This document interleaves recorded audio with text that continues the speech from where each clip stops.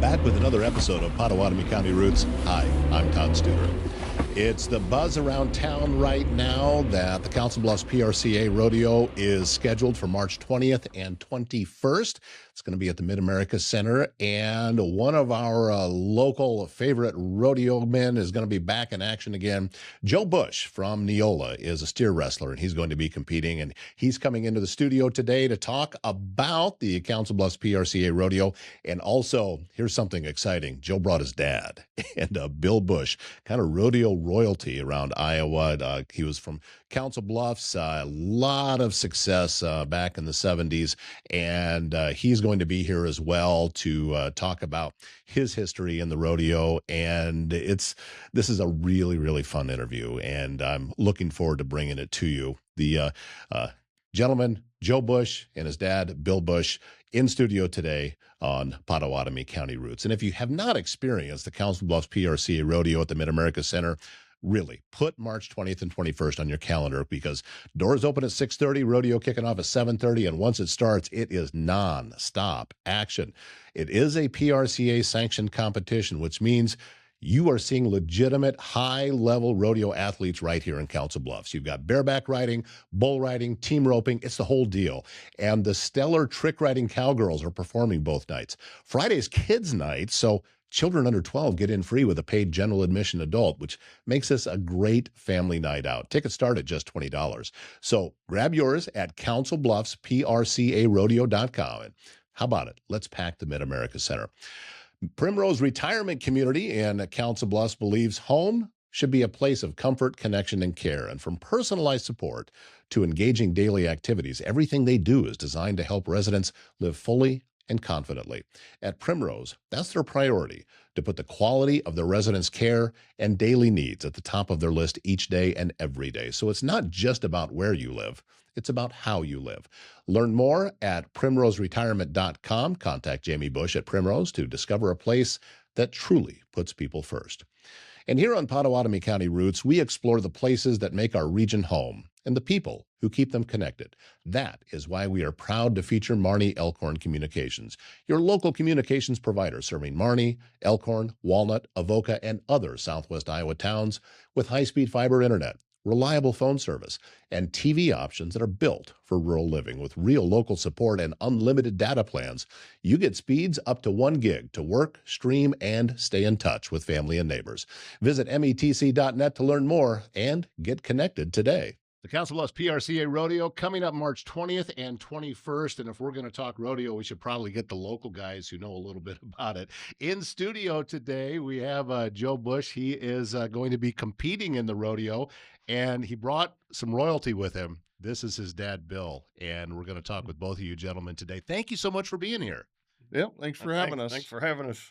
Well, Joe, let's get started with you. It is, as we're recording right now, we are in February.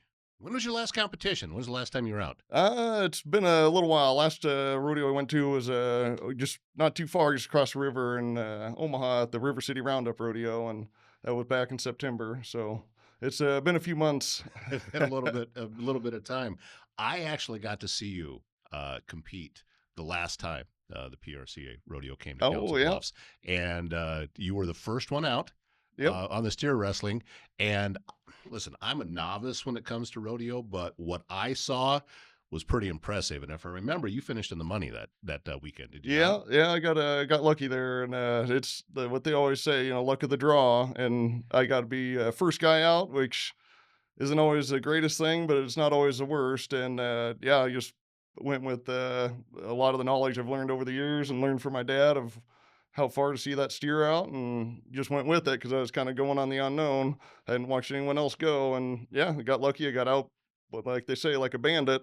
I didn't break the barrier to add 10 seconds, so I got out and got caught a steer really quick and was able to wiggle him down. I think it was like 4.3 seconds, and got a piece of the money out of it. Well, in that particular one, it looked to me again that you had a grip, and it slipped just a little bit, because had that first grip stuck, I think you may have broken 4. I mean, it was fast.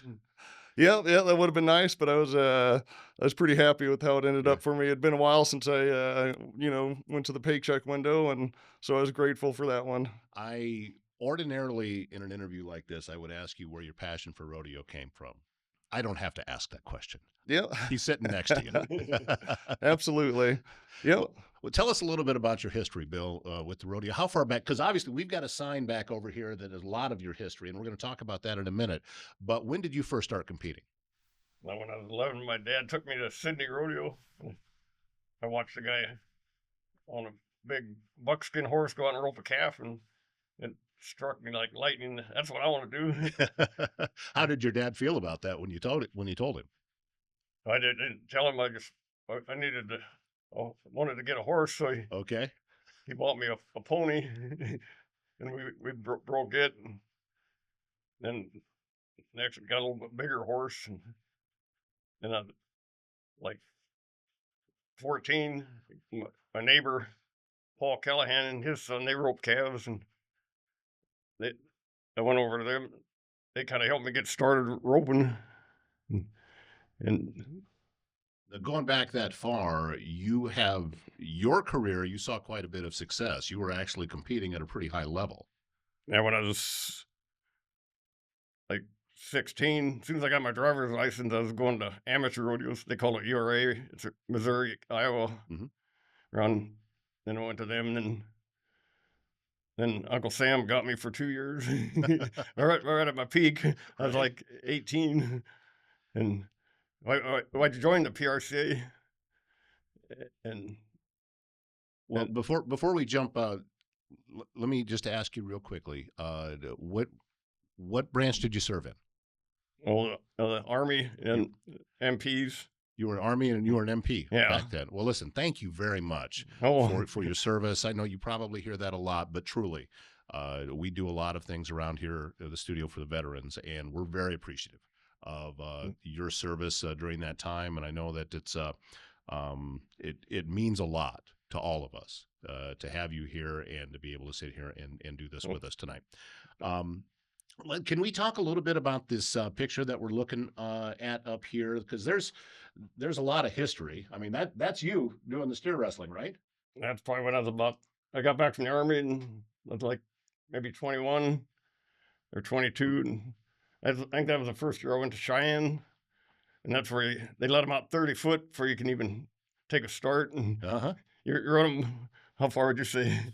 If you got a slow steer, you'll catch them quick, but otherwise you might go length of a football field. Yep, very easily. So you're going wide open. Well, and back during those days, the timing was a little bit different. They weren't there's nothing electronic going on back then. No, that was your depending on hopefully the guy who's running the clock hit the timer at the exact right time, and everything is going to be just as accurate as you can. But you just control the things you can control, right? Yeah, Yeah, and actually, if you look at the picture, you can see the actual time clock Right, in the but- left corner of mud was that deep. When your feet hit, you couldn't slide. It So just- you just had to drop down, and the steer drug you around until you got him stopped. And I think I was like 16 on him, and he was pretty wild.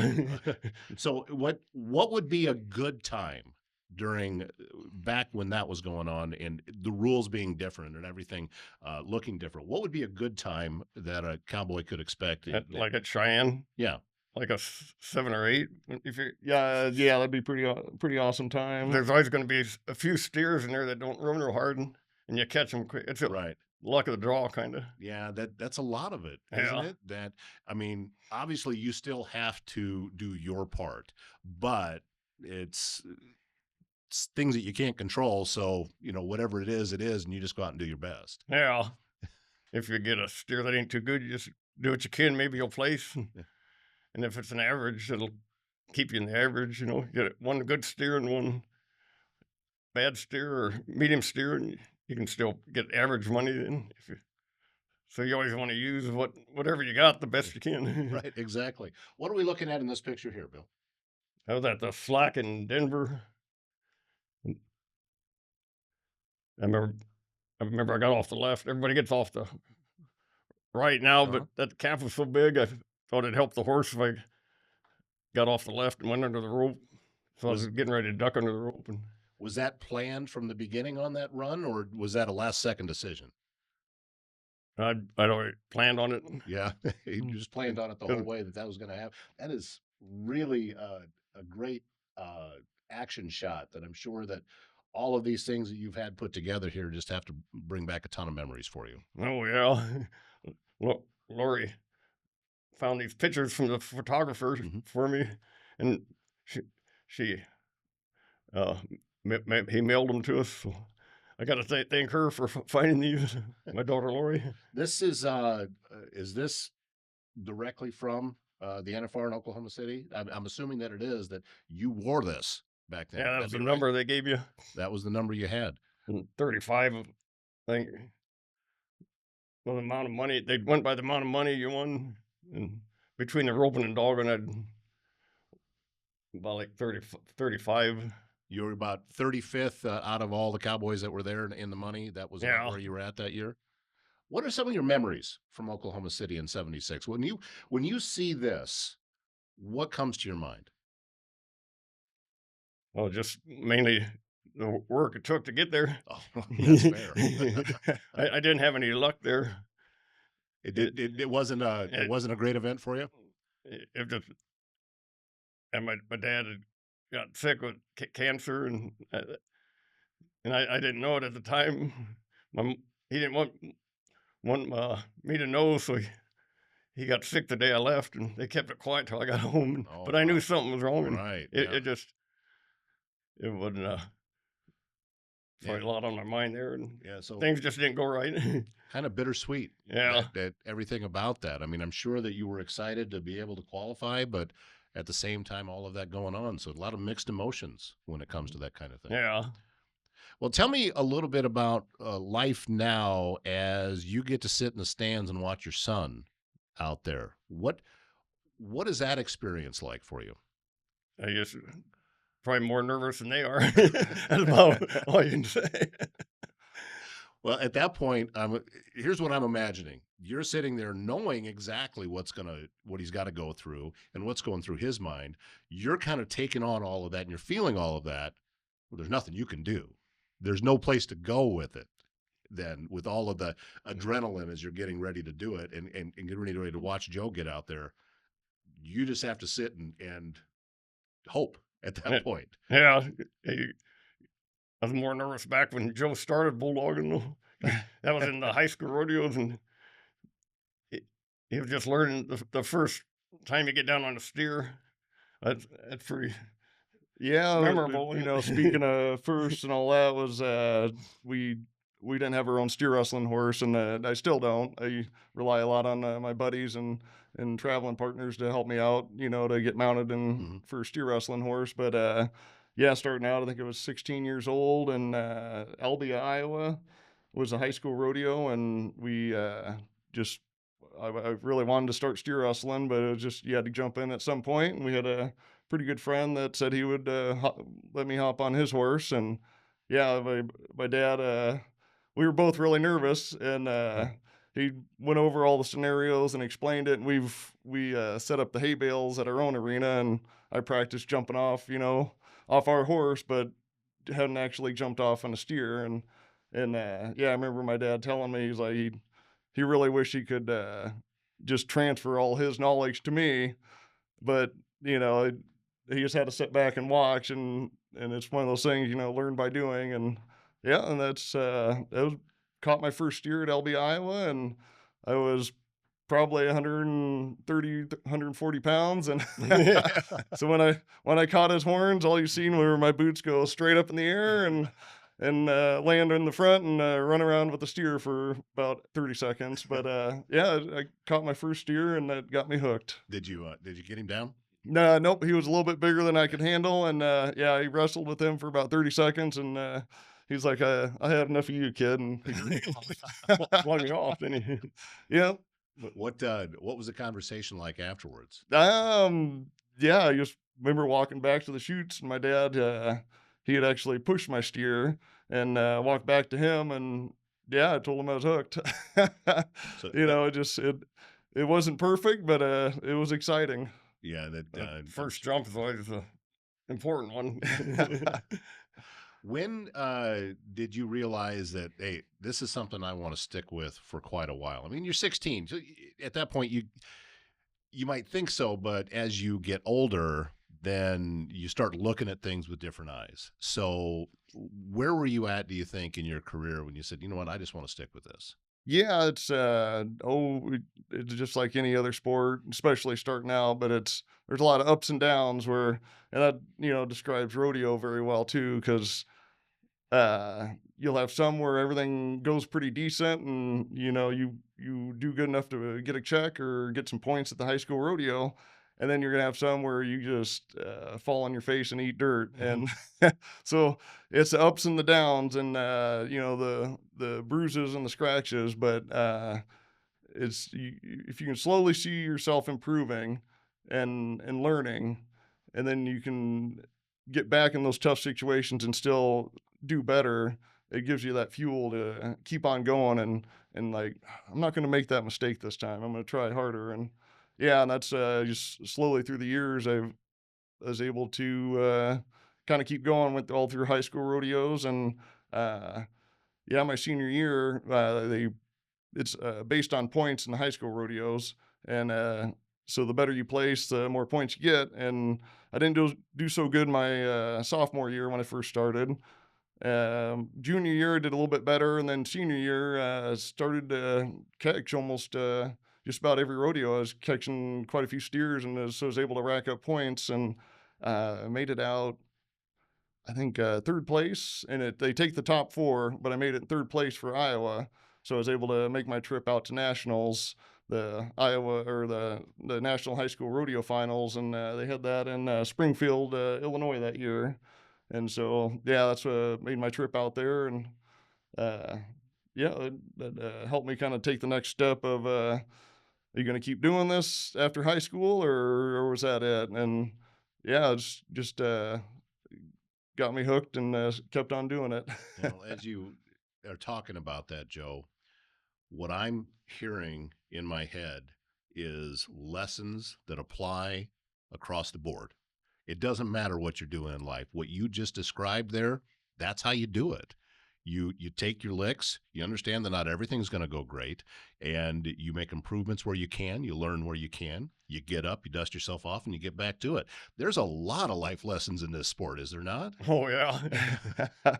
Yeah, absolutely. And then, yeah, one of the pictures, I wish I would have brought it, but that kind of summed it up for my high school career was my dad, he hazed out there at Springfield. So he was my hazer. I was riding my buddy's steer wrestling horse. And yeah, my last year I got a run out there. Missed my first one. I didn't catch him, and you get two of them. So my second one, I really wanted to catch. I didn't want it to be a trip for nothing. And so we went out there, and the steer ran hard, and we both ran as hard as we could. And we finally caught up to him, and it was a little bit of a wide shot, meaning I had to really reach out there.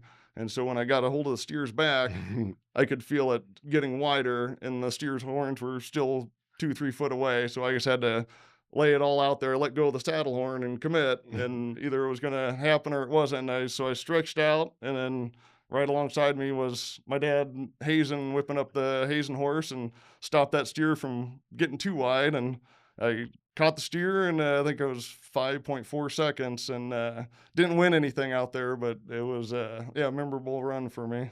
That is not always the what you remember, though, is the wins, though. You just talked about with the most memorable one, you didn't place, but boy, you did your best, and you had everything going against you there and still doing your best. And I'm telling you, I'm getting kind of inspired, and I want to get to work.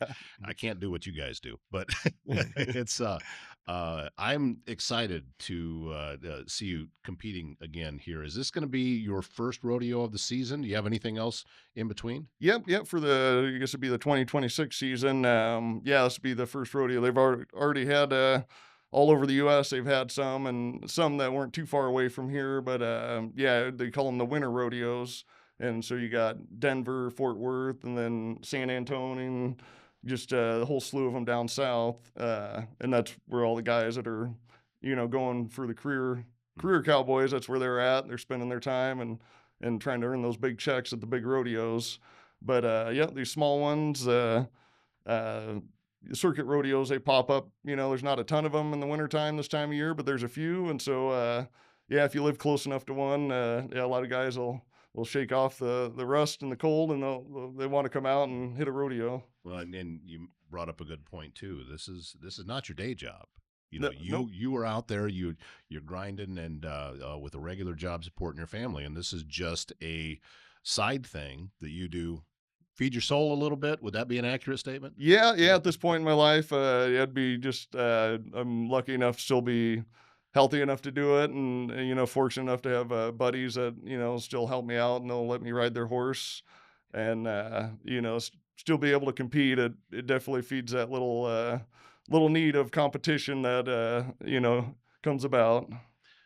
Bill, how often are you getting to rodeos now? Do you go when Joe is not competing, or is that pretty much you're just going to watch him? Yeah, when he's competing, if they're close, go. Well, being around Southwest Iowa, we're known for some rodeos. Yeah, we got some good ones, Sydney and Omaha Rodeo. Yeah, and they're putting on a pretty good show in Carson now. Yeah, Carson, they've got a good one. Yeah, so Wahoo. The fact that you brought up the Sydney Rodeo, and that was where you got your start, and I think that there's a lot of rodeo fans in Southwest Iowa. Yeah, and one of the reasons why we're sitting here talking now is we want to encourage people to come out and root for the local guys. And Joe, you being one of them, Neola is your hometown. Yep. And being able to cheer on some local people at a local rodeo, I think is it's important for us to get out and support those that are representing us. Oh, absolutely. That's my dad, he's told the story to us, many times of how what got him the bug, and that's one of my favorite stories of traveling with the traveling partners or meeting other rodeo cowboys, was finding out we're all interested in the same thing, the same event, or just going to the same rodeos. But the interesting part of talking to other guys and gals is finding out what got them, how did they get the bug, what got their start. And a lot of times they come from rodeo families, or they had a friend or someone that got them into it. And then every once in a while there's just someone that you see either sees it on TV or their dad took them to a rodeo, and they want to try it. And the road to get there, it's not easy, because it's the barrier to entry to rodeo. It's pretty simple. You just get a cowboy hat, jeans, and a shirt, and if you can get on a horse, or a bull. But the training, and then it's just really tough to find unless you get someone that lives close to you that can help you out with all that.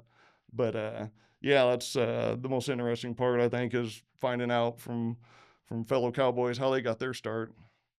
Well, you guys, of course, having the background in steer wrestling, are there other events that just really get you going that you enjoy when you go to these rodeos?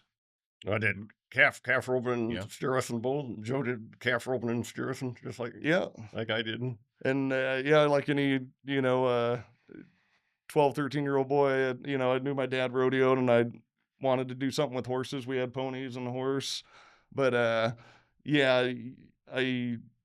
still remember I was more into dirt bikes, and was wanting to get started that way. I was like, we got horses, but I really wanted a dirt bike. And then I remember that day we went and looked at a dirt bike, but it was a little too powerful for me, and I was kind of down and disappointed. But we come back, and that's the first time my dad let me rope. We had a few goats at our house that we put the saddle on the horse, and he put the lasso on the saddle, and he let me actually first time roping, and that's where I got hooked. That's man, I'm just soaking in all of this father-son stuff, and the lessons that are passed on and that all show up out there in the arena. And we want to, as I said, we want to encourage everybody to come out, support the local cowboys that are going to be at the Council Bluffs PRCA Rodeo coming up March 20th and 21st.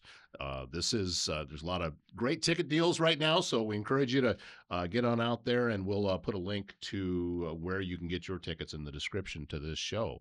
But if you had an opportunity, either one of you, to make a pitch for why people should come out to the rodeo, what do you tell them? That's just a good honest sport. Yeah, that's to watch and exciting to watch. Yeah.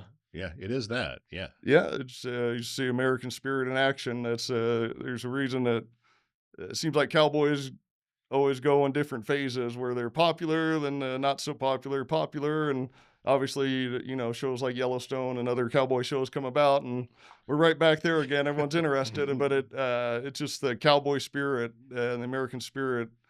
It's not really necessarily having anything, but still betting everything on yourself and going for it. And then obviously you can go broke, but it's just still that spirit of giving it a try. I think people have a hard time looking away, and they want to see what happens. Well, one of my favorite sayings, it's not rodeo, it's golf, but you miss every putt that you leave short. So in rodeo, like you said, leave it all out there. Do your very best. And even if you don't succeed, you walk off knowing that was my best shot. And that's inspiring. And I think those are good life lessons across the board. So come to the rodeo and learn some life lessons. How about that? Yeah, absolutely. Good incentive to rodeo was if you didn't win, you didn't get to go because you didn't have. It was all up to you. You had to pay your own way, and if you didn't win nothing, so you'd have to go home and get a job. That made me try all the harder. Well, it has been a real pleasure talking to you, gentlemen. Bill, seriously, it's my honor to have you sitting here in the studio and talking about some of the history that we have right here in Southwest Iowa. I mean, this is where you call home, and we are grateful that you came in, told us a little bit more about it, and as we said, encourage everybody, please come on out to the PRCA, Council Bluffs PRCA Rodeo, March 20th and 21st. We'll find out what day you're competing when it gets a little bit closer. We don't know yet, Joe. One or the other. Yeah, one or the other. So get tickets for both days and come out and enjoy everything that's a part of it. It's good entertainment. It's going to be action packed from front to end. So come on out and join us. Good rodeo. Yeah, we got a Council Bluffs cowboy right here. He started out in Council Bluffs, and it's been 50 years since he made it to the NFR, and so it's rodeo back here in Council Bluffs. It's exciting, and I always had a lot of good. The Mayo brothers in bareback riding back when I went, and Tom Walters, he was from Iowa, and Billy Herber, calf roper, and then the Bulldog when we just had, he was a world champion. Yep, Jacob Edler, and his younger brothers doing good. So I always had a lot of good cowboys. It's the history. It's all of that history that is coming back to town. So yes, let's get out, enjoy it. It's an affordable evening for the family too. This is not an expensive evening. So please come on out and join us. Joe, Bill, thank you so much for being here. We're very grateful that you took a little bit of time. Thank you, Todd. That conversation just warmed my heart, and it is great to see father and son competing in some of the same events. And again, you're going to get a chance to see Joe do steer wrestling. That is coming up March 20th and 21st at the Mid-America Center with the Council Bluffs PRCA Rodeo. Families and cemeteries across the region turn to Solid Ground Monument Company for skilled restoration that protects every story that's etched in stone. And they're now scheduling springtime services. The company provides monument repair, gentle cleaning, full reconstruction, and complete cemetery restoration. For families that need a new memorial, Solid Ground Monument Company comes to you in your time of need to design a tribute that truly honors your loved one. This is Southwest Iowa's trusted cemetery restoration and monument service. Solid Ground Monument Company, preserving legacies with care and craftsmanship. Start your day right at Brewed Awakening at Avoca, open Monday through Saturday, always serving something fresh. Enjoy bagels every day, weekly specials that you will not find on the menu, and warm seasonal soups every Tuesday and Wednesday. And then on Wednesdays and Thursdays, grab a hot breakfast sandwich and treat yourself to something sweet every Friday. Hosting a meeting or gathering, Brewed Awakening has a private room ready for your group, and it's free to use if you don't need it all to yourself. Stop in for great coffee, good food, and a friendly hometown atmosphere at Brewed Awakening training in Avoca. And HR Helix delivering fractional HR leadership and strategic people solutions for professional firms across our region and includes Southwest Iowa. Founded by Amy Luckenbill, HR Helix helps growing organizations that have outgrown do-it-yourself HR, but don't yet need a full-time executive. From compliance and culture to performance and structure, HR Helix turns complex HR challenges into clear, confident action. Their approach is simple, old school smart, next gen savvy. HRHelix.com is the website.